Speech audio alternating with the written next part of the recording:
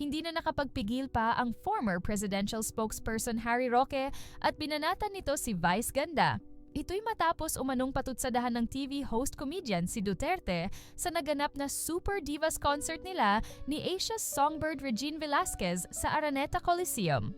Ginamit ni Vice ang sikat na background music sa TikTok na Jet 2 Holiday para patamaan ang dating presidente ng Pilipinas. Sa nasabing Jet 2 joke skit, pinatikos ni Vice ang tungkol sa jet ski promise ni FPRRD noon hinggil sa isyu ng West Philippine Sea.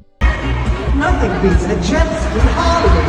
Right now from Manila to West Philippine Sea via jet ski. Get unlimited water bonding from Chinese vessels and free trip to The Hague by the ICC. Promo applies to DBS only.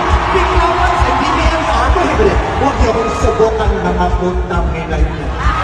Hindi nagustuhan ng diehard Duterte supporters ang nasabing joke ni Vice kaya naman kaliwat kanan ang natanggap ni Vice na batikos. Maging ang kanyang Facebook followers na umabot na ng 20 million noong nakaraang araw ay agad na bawasan at ngayon nasa 19 million na lamang. Ito ang pahayag ni Roque. Nag-joke-joke na naman, no?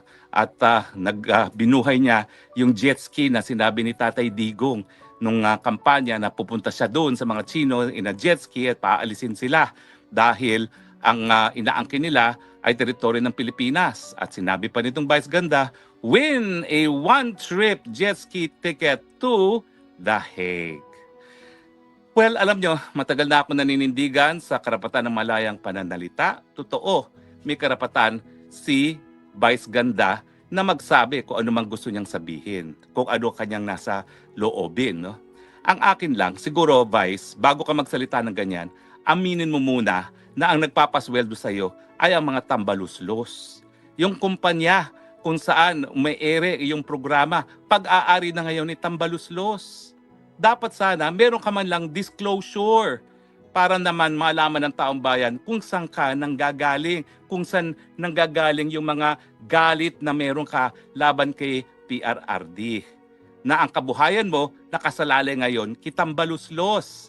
Pag kanya kasi merong disclosure, maintindihan namin kung saan nanggagaling yung ganyang, ewan ko ba, yung galit na hindi namin maintindihan na ano bang ginawa sa iyo ni Tatay Digong.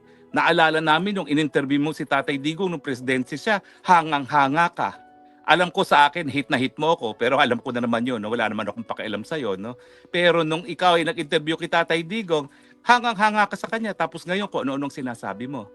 Alam mo kasi tayo mga Pilipino, kapag isang tao ay nakadapa na, hindi na sinisipa, Vice Ganda. Ang ginawa mo, nasa sahig na si Tatay Digong, nandun na nakakulong na, 80 anyos, mamamatay na ata sa kulungan, sinisipa-sipa mo pa. Anong kaligayahan ang nakukuha mo sa ganyang gawain?